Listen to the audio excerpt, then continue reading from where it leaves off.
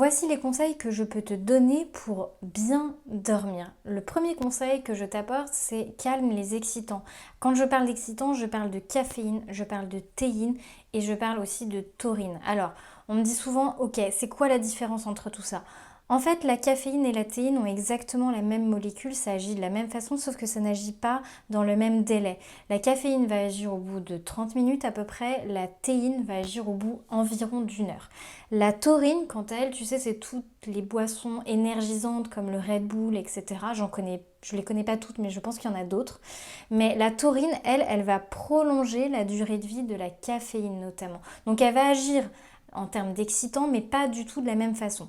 Donc si tu veux bien dormir, l'idée c'est de ralentir tout ça, d'en prendre moins en termes de quantité et surtout d'en prendre plutôt préférentiellement le matin, vraiment à distance de l'heure à laquelle tu vas te coucher. Ensuite, si tu as des soucis d'endormissement, tu peux tout à fait prendre le temps de faire un rituel de coucher. C'est-à-dire, tu prends tous les jours le même rituel pour inciter, pour programmer ton corps au fait que là bientôt, ça va être l'heure de se coucher.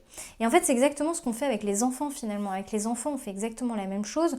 On va par exemple lire l'histoire du soir, se laver les dents, faire le petit pipi avant de se coucher et après, on fait par exemple un gros câlin et on va se coucher.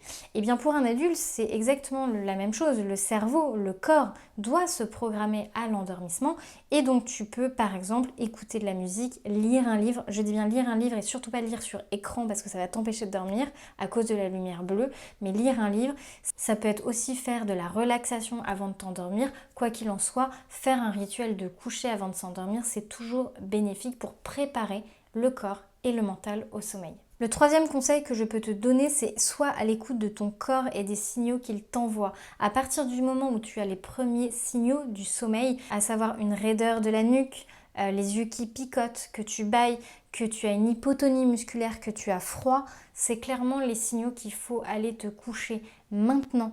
Pas dans 20 minutes, pas dans 30 minutes quand le film sera fini. Non, c'est maintenant qu'il faut prendre le bon train du sommeil. C'est maintenant, quand tu as ces signaux-là, qu'il faut aller se coucher. Donc, il ne faut pas chercher à retarder les signes du sommeil, sinon tu vas rater ton entrée dans le sommeil et ça va être compliqué après d'avoir un sommeil de qualité. Enfin, le quatrième conseil que je peux te donner, c'est respire et déconnecte ton cerveau au moment où tu es dans ton lit. Donc tu t'es préparé à aller te coucher, c'est très bien.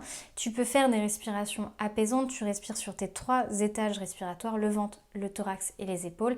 Et tu portes ton attention sur une expiration qui est longue et continue. Ça, c'est une respiration qui apaise, qui relaxe. Et si jamais tu as beaucoup de pensées parce que en ce moment le quotidien il est très chargé, peut-être que tu as une grosse charge mentale, peut-être que tu vis des événements qui sont pas si faciles que ça en ce moment, et bien pour déconnecter le cerveau avant d'aller se coucher, pour éviter qu'il ressasse en permanence avant de s'endormir et du coup que ta nuit soit perturbée, et bien ce que tu peux faire c'est durant ces respirations, pendant que tu fais ces respirations, et bien tout simplement tu comptes tes respirations de sorte à ce que ton cerveau n'aille pas ailleurs. En comptant tes respirations, eh bien ton cerveau ne peut pas penser à autre chose. Il ne peut pas programmer la journée du lendemain, il ne peut pas aller en anticipation anxieuse sur ce que tu as fait ou ce que tu n'as pas fait.